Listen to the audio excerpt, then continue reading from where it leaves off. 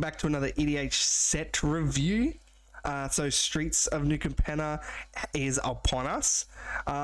So if you haven't seen one of my set reviews, I do focus only on mono black. I do love to build mono black decks, and I like to see where mono black is going in the new set. So this will be a review of only cards in the context of mono black. So that will be black cards and artifact cards. So Streets of New Capenna and the Commander set, it is really focused around the shard colors. So when it comes to just mono black cards, there are not that many. They will be sprinkled in, so it is a bit smaller, I guess, subset. But there's still quite a few strong cards in here, which is nice.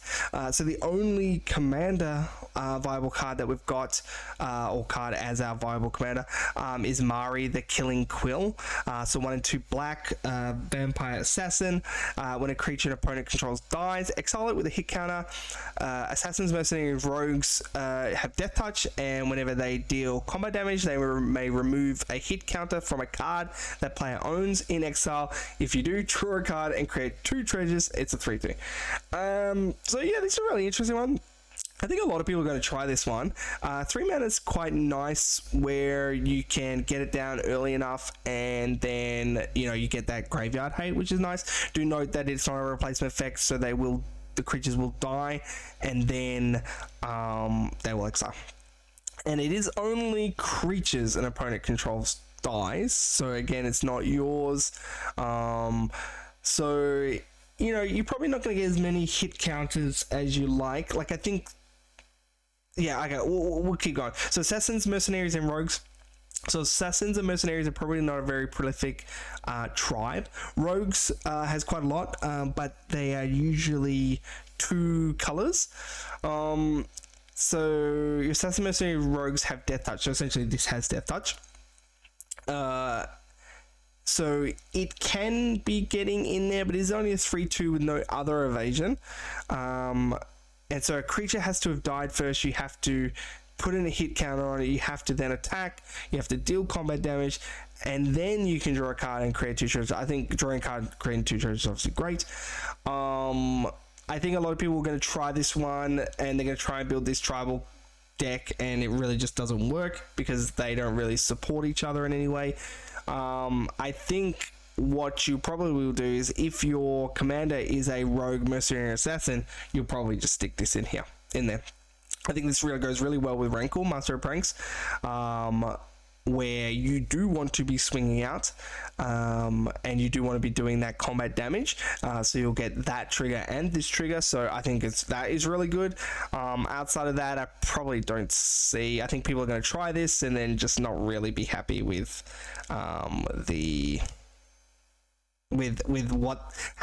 do you build this deck outside of Assassins, Mercenary, Rogues, and they just don't support each other. So I think it's probably going to be a bit of a deck building challenge, and I think a lot of people are going to build it, but then probably put it to the wayside, because it really doesn't do anything else interesting.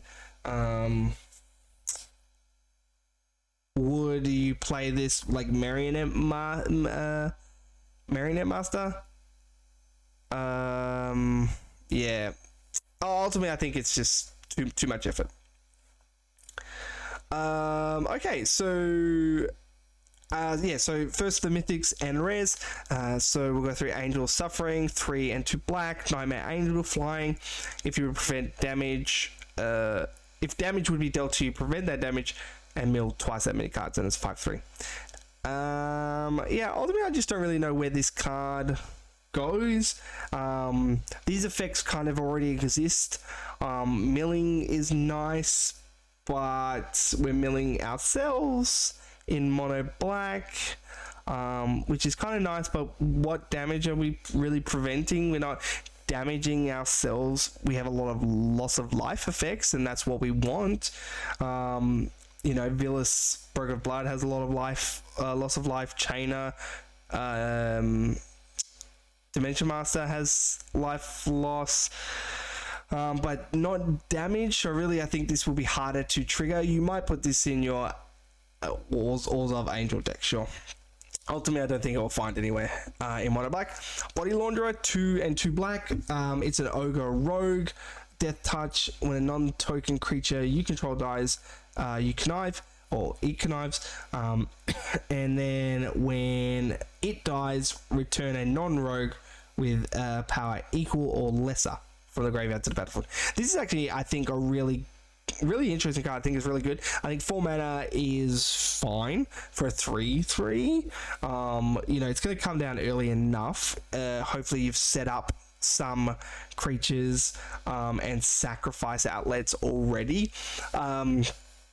So this will combo off with a lot of things like Karmic Guide and things like that, but not obviously in mono black. In mono black we have Young Necromancer, but we need to exile 2 cards for that trigger, and Connive kind of helps with that. So we need essentially another thing to sacrifice that keeps coming back. Of course you can Gravecrawler, Phyrexian Arena, and have a zombie. So I mean, you put this in your Aristocrats deck. I think this is really powerful. I think, you know, it gets a non-rogue, so it can't get itself. You get Junji gets a non-dragon, so you get this back. You know, I think this can be easily broken. I think this is a powerful effect. I think Connive is very powerful. It's something that mono black likes to do. You know, you want to put those non-lands in, you know, in the graveyard, so you'll get those +1/+1s. Yeah, I think this is a really good card. I think it'll find play. Luxio, Giada's Gift, 1 mana artifact, legendary equipment. Whenever a quick creature gets +1/+1 for each counter. If it's a planeswalker, it isn't a planeswalker and it is a creature in addition to its other types. Equip 1 for planeswalker, it's equip 3. I mean, you play this in your Super Friends deck to maybe, you know, swing out with the memes and stuff like that. I did try to build a mono black Super Friends. Ultimately, you know, it was fun, but it wasn't particularly powerful. But you might stick it in. You'll stick it in your Super Friends and kind of be happy. Outside of that, 1 mana gets +1/+1 and equip 3. Yeah, it's really just not doing much. Threefold Signals, 3 mana artifact. When it enters the battlefield, scry 3. If you cast a spell with exactly 3 colors, replicate. Not really going to happen in mono black. Battle Mauler, 4 and a black. Ogre Warrior, 4/6. At the beginning of your end step, each player loses 4 life unless they sacrifice a non-token creature. Sacrificing a non-token creature is nice. It is each player, so it does include yourself. And essentially your opponents will just pay 4 life, and it will kind of just do a little bit of, you know, 10% of their health. You know, whatever. It's really just not going to affect the game much. So I don't think it'll find much play. Body count, 2 and a black. Has Spectacle for a black. Is an instant. Draw a card for each creature that died under your control this turn. So letting out a standard bearer, but not a zombie, which I guess is relevant. Spectacle for a black. Is interesting. So if there's a board wipe and you have a Blood Artist style effect, you can cast it for its 1 black, but, you know, are you going to hold mana, 1 black mana just in case, and then it just doesn't happen, and, you know, then you can't cast this? Yeah, ultimately I just don't think that this effect is that great. I mean, Liliana Standard Bearer could find play in a zombie deck, but outside of that, I don't really see much play. Cemetery Tampering, 2 and a black. Enchantment, Hideaway 5. At the beginning of your upkeep, you may mill 3 cards. If you have 20 more cards in your graveyard, you may play the exiled card without paying its mana cost. So it's enchantment. It's cheap enough. Hideaway 5. Ultimately, I'm not a big fan of Hideaway. I think it's not a particularly powerful mechanic. Sometimes you're going to hit something huge, and that's going to feel great. But most of the time, you're just going to, you know, get something that might cost 3 mana. Like, you know, it depends on how efficient you're building your decks. Yeah, really, you're probably just not going to get much value out of it. Milling 3 cards each turn. Sure. 20 cards in your graveyard. It's not hard, but it's not easy either. yeah, ultimately, I just don't think it's going. It really just does nothing other than mill you a bit. Yeah, ultimately, I just don't think it does enough. Currency converter, 1 mana artifact. Discard a card. When you discard a card, you exile a card from your graveyard.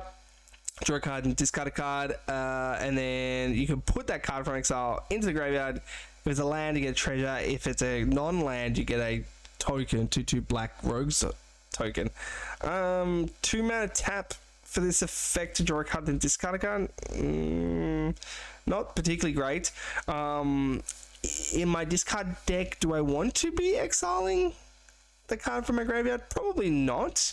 But it's only 1 mana, and then you discard, and then you get a probably most likely a token each turn. Is 1 mana for a 2/2 each turn in my discard deck okay? Discard deck that's making tokens and not discarding, but it has the 2 mana discard. This is a hard one. I think ultimately I don't think it does enough. But in Tiny Bones, do I want to? And this is only when I discard. So like maybe in a Will's deck, but that's not really in mono black. Yeah, ultimately I think this card just doesn't do enough. But people will try it, I think. Cut of the Prophets, X and 2 black, sorcery, casualty 3. When you draw X card, you draw X cards and you lose X life. So this is like Daniel Pact. Casualty 3. So casualty, I think, is an interesting mechanic. I think anything more than casualty 2 is detrimental. So casualty 3, so it has to be power 3 or greater. So you know it's not a 2/2 zombie. It has to be something more than that. So I think 3 power tokens in black are a bit harder. So it probably means you have to go through an additional hoop, which, you know, gets further and further away from a card being good. How much does X have to be? If X is 3 and I sacrifice a 3 power creature, I get 6 and lose 6, and it's sorcery speed. Ultimately, it's not too strong. Maybe if X is 4, again, I'm paying 6 mana. I'd have to really care. I'd have to really care about that casualty. Ultimately, I don't think it's too strong. I think Damnal Pack is an interesting card because if you have infinite mana, then essentially you kill somebody. But this one, you know, this is only to yourself, so. I think people will. Maybe people will try it, but ultimately I don't think it's too powerful. Dog Detective, 1 on black human rogue, so it's relevant. Enter the battlefield, surveil 2. When an opponent draws their second card each turn, you may return Dog Detective from your graveyard to your hand. And it's 2/1. So your opponents are drawing more than 1 card, so that's good for them. And in return, you're getting a creature back from the graveyard to your hand, and you're surveilling 2.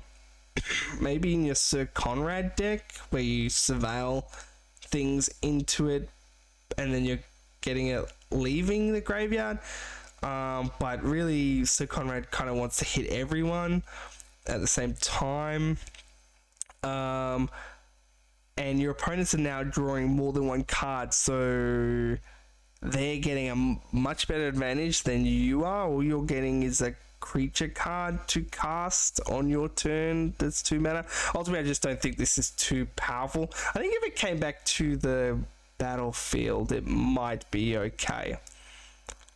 But it doesn't. It comes to hand, so I think, yeah, just too weak. False 4 mana, comes in tapped. Creatures come in tapped, and then you pay 2, you exile it, and it exiles all untapped creatures. Activate only the sorcery. So creatures come in tapped, so some creatures will still be tapped when you want to activate this at a 6 mana, but it exiles. Ultimately, I think it's not very strong. You're going to get some creatures on the battlefield. That's it. It might encourage people to attack. That's kind of nice, like giving goad, but without goad. But then they can attack you. Yeah, ultimately I don't think it's powerful. Gavel the Righteous, 2-mana equipment. At the beginning of combat, you put a charge counter. It gets +1/+1 for each charge counter. If you have 4, you get double strike, and you can pay 3 or remove a charge counter. I think maybe if you had a proliferate, but that's not really existing in mono black. Ultimately, I think this is just too slow. Maybe if you have multiple combats, but again, not really in mono black. Getaway card, 3 haste, 4/3 crew 1, attacks or blocks, return up to 1 target creature that crewed it this turn to its owner's hand. How many times do you want to bounce? I mean, vehicles aren't particularly that strong in mono black outside of a card deck. And you don't really want to return that to your hand. Yeah, I mean, a lot of these vehicles really only exist in one deck. Lethal Scheme, 2 and 2 black, instant, convoke. Destroy target creature or planeswalker. Each creature that convoke Lethal Schemes connives. Said it before, but I think connive is really strong. This can be 0, but even tapping 2 creatures, I'd probably pay that 2 creatures. So if you think you have 2 creatures that are kind of just sitting there, you know, in your go wide zombie deck, you know, you got zombie tokens. Sometimes you can't swing out on a turn, so I think it's easy enough to hold up this, but it can be free. So yeah, I think this is really good. I think connive, you're going to get multiple instances of connive, which I think is a very powerful effect, and that's something that we would want in mono black to kind of just keep going through your deck. I think this will be a great card. I think people will play it. Make an example, 3 and a black sorcery. Each opponent separates their creatures into 2 piles. For each opponent, you choose one of their piles. Each opponent sacrifices the pile that you chose. So this is do or die, but it's rather than target player, then it's each opponent. So outside of Turgid, obviously this is really great in Turgid. I would 100% play this in Turgid. What's going to happen is, say they have 4 creatures, they're going to put their commander in one and 3 creatures in another, and you're going to get that between 3 opponents. That might happen. You know, you get those fact or fiction piles where it's just like expropriate and then 4 other cards, and you just take the 4 cards. Yeah, I think this will be a fun card to play. I like playing these kind of things where it's like my opponent needs to do this. It's like Liliana the Veil Ultimate, but just for creatures. Yeah, I think people will try this. I think it's a interesting card. Would I just play Damnation over this? Probably, but I think it's a fun card. Misfortune Teller, 3 and 2 black, human warlock, death touch. When it enters the battlefield, it deals combat damage to a player. Exile target card from a graveyard. If it's a creature card, you get a 2/2 rogue. If it's a land, you get a treasure. Otherwise, you gain 3 life, 3/1. Ultimately, I just don't think this kind of like value engine, get a 2/2 or get a treasure kind of thing. You have to exile target card from a graveyard. Any graveyard, that's kind of nice. A little bit of graveyard hate. Deals combat damage, but it only has 1 toughness, so like anything will just block this. It has no other evasion. Yeah, ultimately I just don't think that's very powerful. Protection Racket, 2 and a black enchantment. To the beginning of our keep, repeat the following process for each opponent. Reveal the top card of your library. That player pays life equal to the mana value. If they do, exile the card. Otherwise, put it in your hand. This is kind of like Keen Duelist or Dark Confidant, I guess, but you know, so you reveal it, your opponents get to choose whether they lose a life. One of your opponents will probably just get a land, which means that land gets exiled, because they obviously don't have to pay.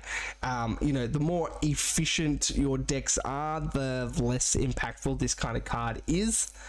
Most of the time your opponent's probably just going to pay the life. They're like, whatever, just exile it. But then you're getting rid of 3 cards.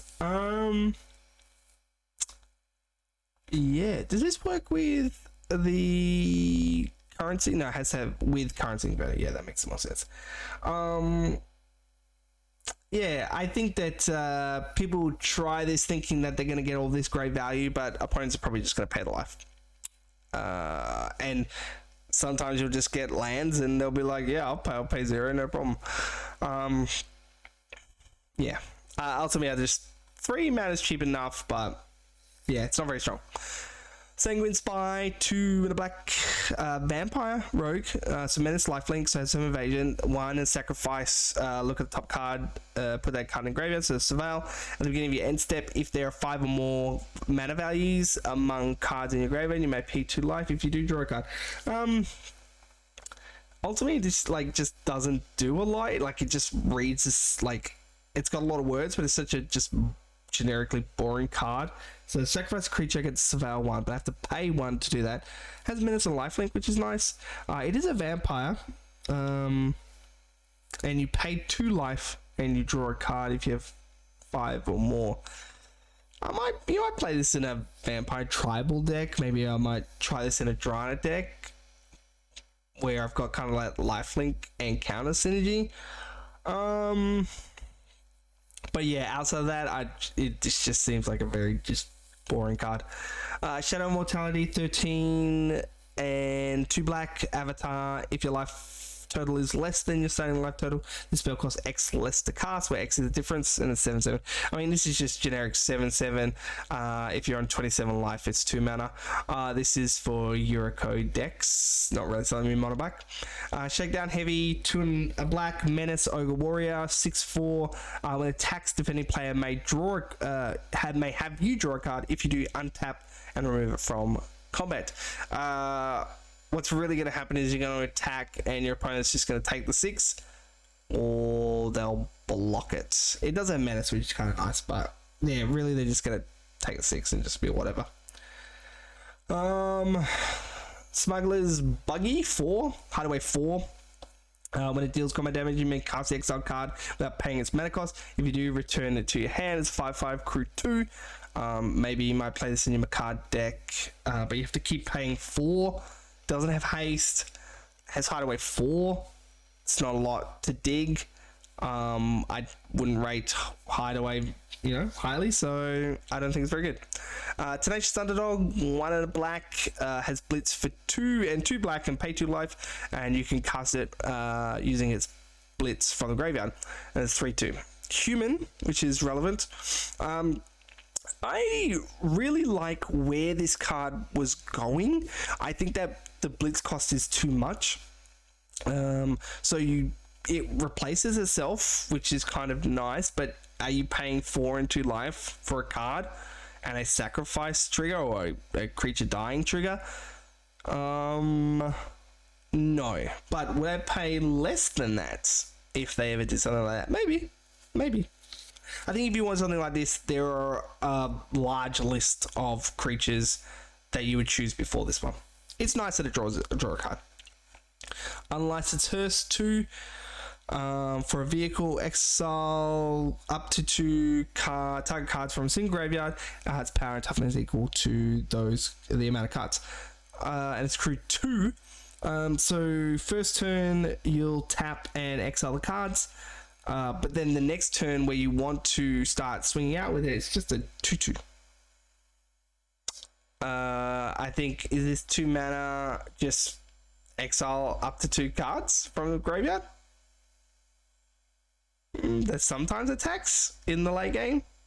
Ultimately, I don't think it's too powerful. I would probably just rather play like Soul Guy's Lantern or something like that over this. Yeah.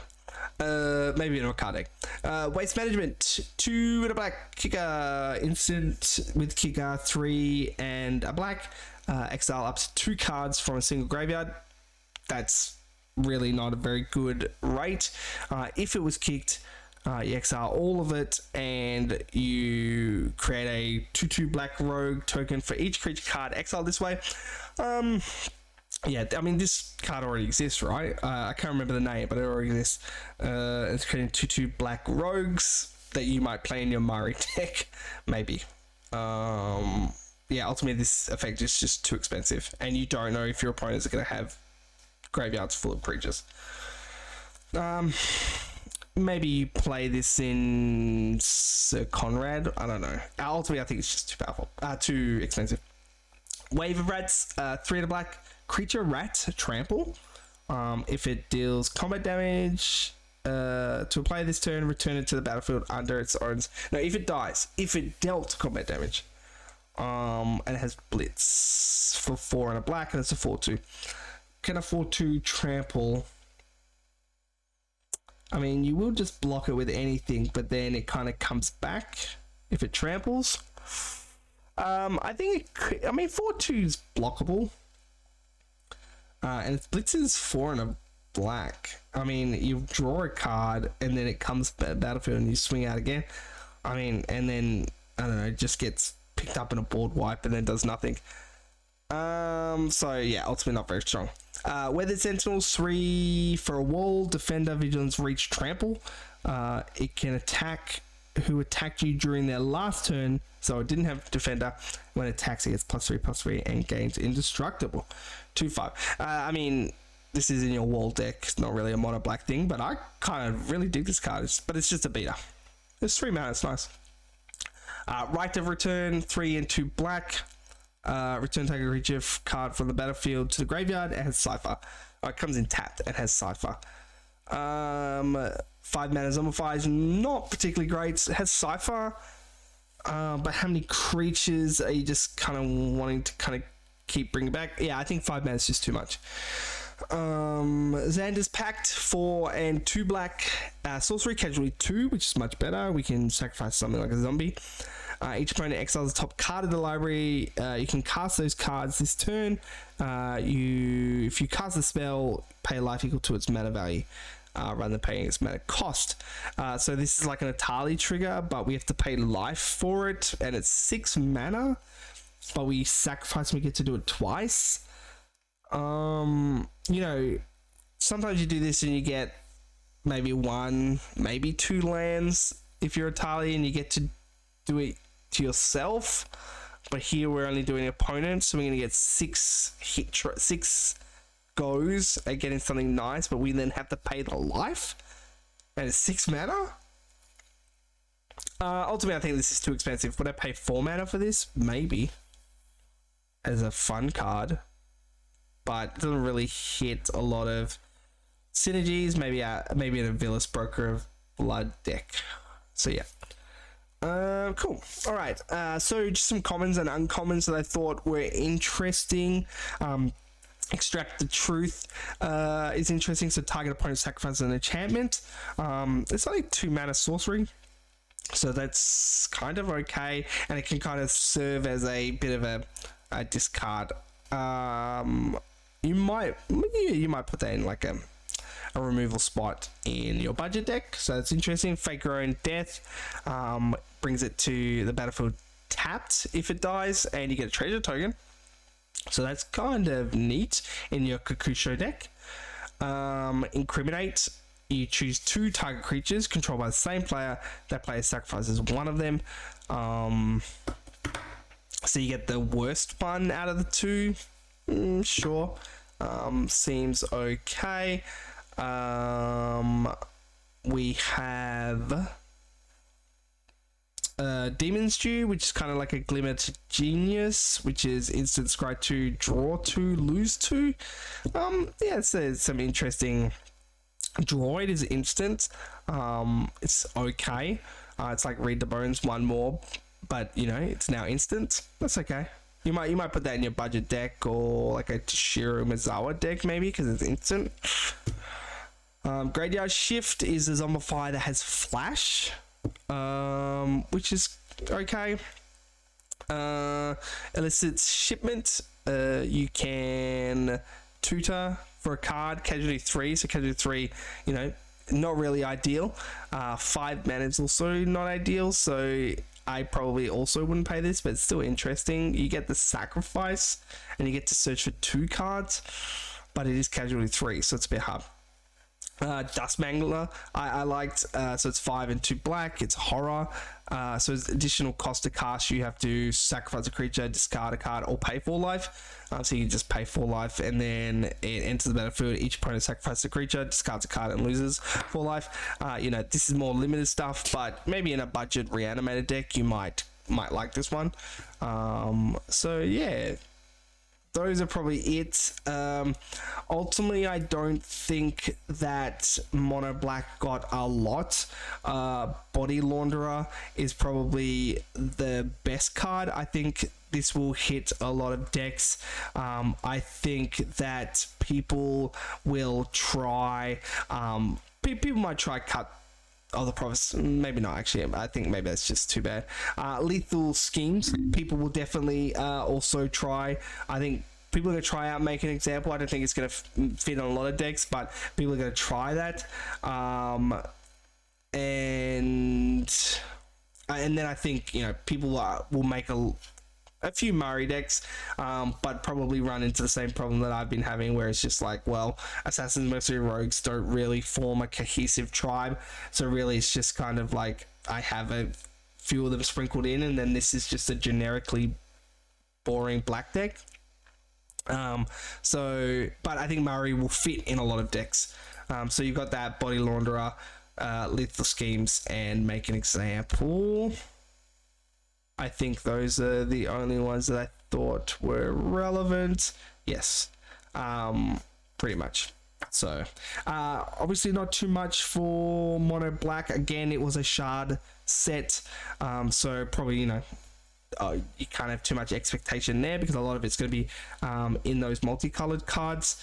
I think Casualty it's a very interesting mechanic. I would love for that to be explored more. I think ultimately, that they were a bit overcosted. I think Connive is a very, very good mechanic, and that one I would want to see a lot more. Yeah, it's great, especially for kind of those Grixis colors where, you know, you can just, you want to put stuff in your graveyard, so that's great. Yeah, I think Blitz is okay.